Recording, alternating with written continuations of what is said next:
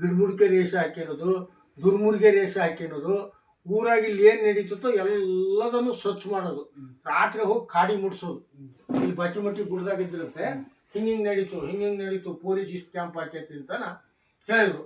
ಆಮೇಲೆ ಅದ್ರಾಗ ಗಲ್ಲು ಆಗಿದ್ದು 11 ಜನಕ್ಕಾದ್ರೆ 5 ಜನಕ್ಕೆ ಗಲ್ಲು ಆಗಕ್ಕೆ ಆದೇಶ ಮಾಡಿಬಿಟ್ರು. 5 ಜನಕ್ಕೆ ಆದೇಶ. ಆಮೇಲೆ ಏನ್ ಮಾಡಿದ್ರು, ಮೈಸೂರು ಮಹಾರಾಜರ ಹತ್ರನ, ಅವರ ಹೆಸರು ಜಯಚಾಮರಾಜ ಒಡೆಯರ್ ಮೈಸೂರು ಮಹಾರಾಜರ ಹತ್ರನ ನಮ್ಮ ಬಡಕಳ್ಳಿ ವೀರಮ್ಮ, ಅಕ್ಷಲಿ ಗೋವಿಂದಮ್ಮ ಇವ್ರಿಬ್ರೇ ಮದುವೆ ಆಗಿರೋರು. ಉಳಿದವ್ರು ಯಾರು ಮದುವೆ ಆಗಿಲ್ಲ. ಬಡಕಳ್ಳಿ ವೀರಮ್ಮ ನಮ್ಮ ಅಜ್ಜಿ, ಒಬ್ಬ ಮಗನ್ ಹಡದೊತ್ತು, ಒಬ್ಬ ಮಗ ಹೊಟ್ಟೆಗಿದ್ದ, ಚನ್ನಪ್ಪ ಶಂಕರಪ್ಪ ಅಂತ ಇಬ್ರು ಅವರು. ಆಮೇಲೆ ಇವ್ರು ಹೋಗಿ ಅವಾಗೆಲ್ಲ ಈಗ ಬಸ್ಸಿನ ವ್ಯವಸ್ಥೆ ಇದ್ದಿಲ್ಲ, ಮೈಸೂರಿಗೆ ನಡ್ಕಂದೇ ಹೋದ್ರಂತೆ. ನಡ್ಕೊಂಡ್ ಹೋಗಿ ನಮ್ಮ ಗಂಡರು ನಿರಪರಾಧಿಗಳು ದೇಶಕ್ಕಾಗಿ ಹೋರಾಟ ಮಾಡ್ಯಾರ, ಇವ್ರಿಗೆ ಗಲ್ಲು ಶಿಕ್ಷೆ ಮಾಡಬಾರ್ರಿ ಅಂತಾನ ಮೈಸೂರು ಮಹಾರಾಜರು ಅಲ್ಲಿ ಹತ್ರ ಹೋಗೋದಂಗ್ ಬೋರ್ಡ್ ಹಾಕಿದ್ರಂತೆ, ಈ ಸೂರರಿಗೆ ಪ್ರವೇಶ ಇಲ್ಲ ಅಂತ. ಇವ್ರು ರಸ್ತೆಗೆ ಕಾತ್ಕಂತ ನಿಂತಿದ್ರಂತ 5 ಜನ ಹೆಣ್ಮಕ್ಳು. ಬಂದ್ ಕೂಡ್ಲೆ ಒಂದು ಹುಡುಗನ ಅಡ್ಡ ಬಿಟ್ಟಿರಂತೆ. ಅವಾಗ ಮೈಸೂರು ಮಹಾರಾಜರು ನಿಲ್ಸಿ, ಯಾಕೆ ಏನು ಅಂದ್ರೆ, ನಾವ್ ಈಸೂರರು ನಮ್ಮ ಗಂಡರು ನಿರಪರಾಧಿ, ಗಲ್ ಶಿಕ್ಷೆ ಮಾಡ್ತಾ ಇದಾರೆ, ನಾಳೆ ನಾಡ್ದ ಮಾಡಬಾರ್ರಿ ಅಂತ. ಇಲ್ಲಮ್ಮ, ಅದು ಗಲ್ ಶಿಕ್ಷೆ ಆಗ್ಬಿಟ್ಟತಿ, ನಾನು ಏನು ಮಾಡೋ ಪೊಸಿಷನ್ನಾಗ ಇಲ್ಲ. ಅವ್ರು ಬ್ರಿಟಿಷರು ನಾನು ಏನಾರ ನಿಮ್ಮ ಪರ್ವ ಮಾತಾಡಿದ್ರೆ ನನಗೂ ಇಡ್ತಾರ ಅವರು ಅಂತ ಹೇಳಿದ್ರಂತೆ. ಆಟಕ್ಕೆ ಏನಾಯ್ತು, ಗೂರಪ್ಪ, ಮಲ್ಲಪ್ಪ, ಸೂರ್ಯನಾರಾಯಣಾಚಾರಿ, ಬಡಕಳ್ಳಿ ಹಾಲಪ್ಪ, ಗೌಡ್ರ ಶಂಕರಪ್ಪ ಇವ್ರು 5 ಜನ ಗಲ್ ಮಾಡಿಬಿಟ್ರು. ಆಮೇಲೆ ಏನಾಯ್ತು, ಮೈಸೂರು ಮಹಾರಾಜರಿಗೆ ಮಕ್ಕಳಿದ್ದಿಲ್ಲ. ಗಾಯತ್ರಿ ದೇವಿ ಅನ್ನೋ ಮಗಳು ಹುಟ್ಟುಬಿಟ್ರು. ಅಯ್ಯೋ, ನನಗೆ ಇಷ್ಟು 2 ತಲೆಮಾರು ಮಕ್ಕಳಿದ್ದಿಲ್ಲ, ಈಗ ಎಂಥದೋ ನನಗೊಬ್ಬ ಮಗಳು ಹುಟ್ಟಿದಾಳೆ, ಇವ್ರು 6 ಜನನಾರ ನಾನು ಉಳಿಸ್ಕೊಂಡೇಬೇಕು ಅಂದು ಅವಾಗ ಸಿಂಹ ಗರ್ಜನೆ ಜಯಚಾಮರಾಜ ಒಡೆಯರ್ ಮಾಡಿ ಇವ್ರನ್ನ 6 ಜನ, ಉಜ್ಜಳ್ಳಿ ಗುರುಶಾಂತಪ್ಪ, ಸಣ್ಣರ್ ಗುರುಶಾಂತಪ್ಪ, ಚಿಕ್ಕಿ ರುದ್ರಾಯಪ್ಪ, ಜೈಲಿ ಚಂಬಸಪ್ಪ ಇವ್ರನ್ನೆಲ್ಲ 6 ಜನ ಉಳಿಸಿದ್ರು. ಅದಕ್ಕೆ 5 ಜನ ಗಲ್ಲಾಗ್ಬಿಡ್ತು. ಆಮೇಲೆ ಏನಾಯ್ತು, ಇವ್ರೇನು 41 ಜನ ಇದ್ರಲ್ಲ, ಅಂಗಡಿ ಮಾರದ್ರಪ್ಪ, ಕಮ್ಮಾರ್ ಇರ್ಭದ್ರಪ್ಪ, ಹಳ್ಳಿ ರಾಮಜ್ಜ, ಬೇಗೂರು ಭೂಜಪ್ಪ, ನಡಿಗೇರಿ ಹೊಳಿಯಪ್ಪ, ಕಂಬರ್ಗಟ್ಟಿ ರಂಗಪ್ಪ, ಸಾವುಕಾರ ಬಸಣ್ಣಪ್ಪ, ಸಾವುಕಾರ ಶಾಂತಯ್ಯಪ್ಪ, ಸಾವುಕಾರ ಹಾಲಮ್ಮ, ಚಿಕ್ಕೀರ್ ನಾರಾಯಣ ತುಕೋಜಿರಾವು, ರಾಮ್ ದಿಮಾಮ್ ಸಾಬು, ಶೇಖರ್ ರೇವಣಯ್ಯ, ರಾಮಳ್ಳಿ ಹೊಳಬಸಪ್ಪ, ರಾಮಳ್ಳಿ ನಿಂಗಪ್ಪ, ಆಮೇಲೆ ಉಜ್ಜಳ್ಳಿ ಗುರುಶಾಂತಣ್ಣ, ಸಣ್ಣದವ್ರ ಗುರುಶಾಂತಣ್ಣ, ಉಜ್ಜಳ್ಳಿ ಚಂದ್ರಶೇಖರಪ್ಪ, ಉಜ್ಜಳ್ಳಿ ಶಿವಸಪ್ಪ, ಚಿಕ್ಕೀರ್ ಮನೆ 3 ಜನ, ಹುಚ್ಚರಾಯಪ್ಪ, ಭೀಮರಾಯಪ್ಪ, ದುರ್ಗೋಜಿರಾವ್, ಆಮೇಲೆ ಶೇಖರ್ ರೇವಣಯ್ಯ ಅಂತ, ಆಮೇಲೆ ಶೇಖರ್ ಶಿವಪ್ಪಯ್ಯ ಅಂತ, ಆಮೇಲೆ ಹೊಸಮನಿ ನೀಲ್ಕಂಠಪ್ಪ ಅಂತ, ಆಮೇಲೆ ಚಪ್ರದಳ್ಳಿ ಹಾಲಪ್ಪ ಅಂತ, ಚಿಂದಿ ಹುಚ್ಚರಾಯಪ್ಪ, ಚಿಂದಿ ಭದ್ರಪ್ಪ, ಚಿಂದಿ ಭೀಮರಾಯಪ್ಪ, ಆಮೇಲೆ ಆ ಕಡೆಗೆ ದೊಡ್ಡಮನಿ ಮಂಜಪ್ಪ, ಬಿಸ್ಲಳ್ಳಿ ಶಂಕರಪ್ಪ, ಜುಗಳ್ಳಿ ಚಂಬಸಪ್ಪ, ಇವ್ರಿಗೆಲ್ಲ ಜೀವಾವಧಿ ಶಿಕ್ಷೆ ಆಗಿತ್ತು 41 ಜನಕ್ಕೆ.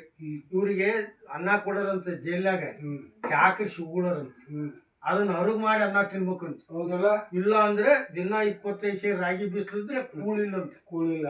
ಆ ನಮೂನಿ ಹಿಂಸೆ ಕೊಟ್ಟು ಮಾಡಿದ್ರಂತೆ. ಆಮೇಲೆ ಈ ಮೈಸೂರು ಮಹಾರಾಜರಿಗೆ ಯಾವಾಗ ಒಂದು ಗತ್ತು ಬಂತಲ್ಲ, ಗತ್ತು ಬರುತ್ತೆ, ಇವ್ರನ್ನೇನು 6 ಜನ ಉಳಿಸಿದ್ರಲ್ಲ, ಆಮೇಲೆ ನಾವು ಯಾವ ಕಾರಣಕ್ಕೂ ಬಿಡಕ್ಕಾಗಲ್ಲ, ನಮ್ಮ ರೈತರನ್ನ 5 ಜನ ಗಲ್ ಮಾಡಿಬಿಟ್ಟಿದ್ದೀರಿ, ಇನ್ನು ನೀವು ಹೋದ್ರೆ ನಿಮ್ಮನ್ನ ಯಾವ ಕಾರಣಕ್ಕೂ ಬಿಡೋದಿಲ್ಲ, ನಿಮ್ಮನ್ನ ತೆಗಿತಾರೆ, ನಾವು ಅನ್ನು ಬಿಡೋದೇ ಅಲ್ಲ ಅಂದು ಬಲಾತ್ಕಾರವಾಗಿ 47ಕ್ಕೆ ರಾತ್ರಿ 12 ಗಂಟೆ ಬಾವುಟ ಹಾರಿಸಿದ್ರಂತೆ, ಸ್ವತಂತ್ರ ಬಾವುಟ. ಅಟಕ್ಕಿನೇ 42ಕ್ಕೆ ನಮ್ಮೂರ ಸ್ವತಂತ್ರ ಬಾವುಟ ಹಾರಿಸಿ ಸ್ವತಂತ್ರ ಗ್ರಾಮ ಅಂತ ಘೋಷಣೆ ಮಾಡಿ ಇವ್ರದೇ ಸರ್ಕಾರ ರಚನೆ ಮಾಡ್ಕೊಂಡಾರೆ. ಇವ್ರದೇ ಸರ್ಕಾರನ ಅಲ್ಲಿವರೆಗೂ ಇಲ್ಲಿ ಕಂದಾಯ ಏನು ಕಟ್ಟಿಲ್ಲ. ಆಮೇಲೆ ಮೈಸೂರು ಮಹಾರಾಜರು ಬಾರಿ ಬಿಗಿ ಹತ್ತನ ಕೇಳಿದಂತವ್ರು ಬ್ರಿಟಿಷರು, ಯಾವ ಊರು ಬೇಡ, ಈಸೂರು ಒಂದು ಕೊಡು ನನಗೆ ದತ್ತಿನ, ನನಗೆ ಯಾವ್ದು ನಿಮ್ ಕರ್ನಾಟಕದಾಗ ಯಾವ ಊರು ಬೇಡ, ಯಾಕಂದ್ರೆ ಎಲ್ಲ ಖನಿಜ ಸಂಪತ್ತು ಲೂಟಿ ಹೊಡೆದ್ರು. ಒಂದು ದಕ್ಷತೆ, ಧೈರ್ಯ, ದೇಶ ಪ್ರೇಮ ಇರೋಂತ ಜನನೇ ಹುಟ್ಟಿ ದುಳನು ಜೈ ಅನ್ನೋದೇ ಅಂತ ಒಂದು ಶಕ್ತಿ ಇತ್ತು. ಅವಾಗ ಮೈಸೂರು ಮಹಾರಾಜರು ಹೇಳಿದ್ರಂತೆ, ಏಸೂರರ ಕೊಟ್ಟೇನು, ಈಸೂರು ಕೊಡಲ್ಲ, ದೇಶಕ್ಕಾಗಿ ದುಡಿತೇವಿ, ದೇಶಕ್ಕಾಗಿ ಮಡಿತೇವಿ, ನಾವು ಸ್ವತಂತ್ರ ಹೋರಾಟಗಾರರು ಅಂತ ಈಗೂ ಕೂಗ್ತಾ ಇದಾರೆ. ಗಲ್ಲಾಗಬೇಕು ಸಹಿತ ಅವರು, ನಾವು ಭಾರತೀಯರು, ಜೈ ಹಿಂದ್ ಜೈ ಭಾರತ್ ಅಂದೇ ಪ್ರಾಣ ಬಿಟ್ಟಾರ 5 ಜನ. ಅವ್ರ ಶಾಪ ನಮಗೆ ತರ್ತತಿ. ನೀವು ಇಲ್ಲಿಂದ ಹೋದ್ರೆ ಸರಿ ಆತು ಅಂದ್ಮೇಲೆ ಬಿಟ್ಟು ಹೋದ್ಮೇಲೆ ಆಗಸ್ಟ್ 15 ರಾತ್ರಿ 12 ಗಂಟೆಗೆ ಸ್ವಾತಂತ್ರ್ಯ ಬಾವುಟ ಹಾರಿಸಿ ಸ್ವಾತಂತ್ರ್ಯ ಪಡೆದದ್ದು ಈಸೂರು. ಪ್ರಥಮ ಬಾರಿಗೆ ದೇಶಕ್ಕೆ ಹೋರಾಡಿದ್ದು ಊರೇನಾರ ಇದ್ರೆ ಇತಿಹಾಸದಲ್ಲಿ ಈಸೂರು. ಇನ್ನು ಬಾಳ ಐತ್ ಮಾವ, ನೀನ್ ಅಂತೆಲ್ಲ ಕೇಳೋದ ದಿನಾ ಕೇಳ್ತೀನಿ. ಯಾಕೆ ಅಲ್ಲ ಇಂತ ಒಬ್ಬ ಸಾಮಾನ್ಯ ಒಂದು ಪ್ರಜೆಯಾಗಿ ಎಷ್ಟನೇ ಕ್ಲಾಸ್ ಓದಿ ಮಾವ?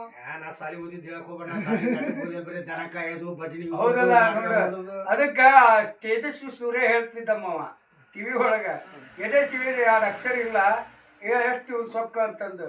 ಆದ್ರೆ ನಿನ್ನಂತರ ಎದೆ ಸಿಳಿದ್ರೆ 2 ಅಕ್ಷರ ಇಲ್ಲ ಅಂದ್ರೂ ಈ ದೇಶದ ಇತಿಹಾಸನ ಈ ವೀರ್ಗಲ್ ಅಂತ ನಾನು ಒಪ್ಪಿಗೆ ಕೊಡ್ತೀನಿ. ಇಂಥ ಆಶೀರ್ವಾದ ಮಾಡು.